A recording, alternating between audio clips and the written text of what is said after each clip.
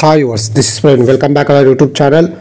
ఈ వీడియోలో మనం విశాఖపట్నం నుంచి కడప వెళ్ళే service number 3456 APSRTC Indira AC seater bus యొక్క పూర్తి వివరాలు తెలుసుకుందాము.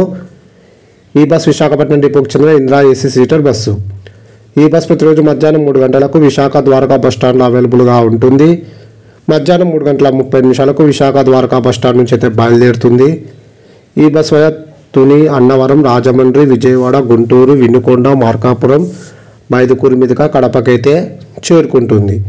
ఈ బస్ తునికి సాయంకాలం 5:50, అన్నవరంకు సాయంకాలం 6:15, రాజమండ్రికి రాత్రి 8:30, విజయవాడకు అర్ధరాత్రి 12:30, గుంటూరుకు అర్ధరాత్రి 1:15, వినుకొండకు తెల్లవారుజామున 3:15, మార్కాపురంకు తెల్లవారుజామున 5 గంటలకు, మైదుకూరుకు ఉదయం 8:15, కడపకు ఉదయం 9 గంటలకైతే చేరుకుంటుంది. విశాఖ నుంచి కడపకు సుమారుగా 600 కిలోమీటర్ల దూరం ఉంటుంది. విశాఖ నుంచి కడపకు టోటల్ జర్నీ అవర్స్ 17:30. విశాఖ నుంచి కడపకు బస్ ఫేర్ రిజర్వేషన్తో కలిపి 1770 రూపాయలు అయితే అవుతుంది.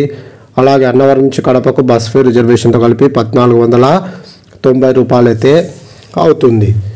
ఇప్పుడు మనం కడప నుంచి విశాఖపట్నం వెళ్ళే service number 3457 APSRTC Indira AC seater bus యొక్క పూర్తి వివరాలు తెలుసుకుందాము. ఈ బస్సు ప్రతిరోజు మధ్యాహ్నం 2 గంటలకు కడప బస్ స్టాండ్లో అవైలబుల్గా ఉంటుంది. మధ్యాహ్నం 2:30 కడప నుంచి అయితే బయలుదేరుతుంది.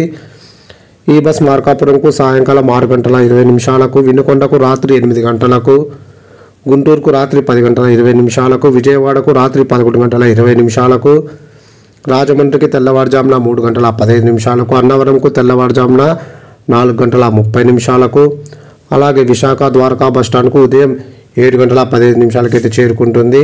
కడప నుంచి విశాఖపట్నంకు total journey hours 16:45. Please like and subscribe my YouTube channel. Thank you.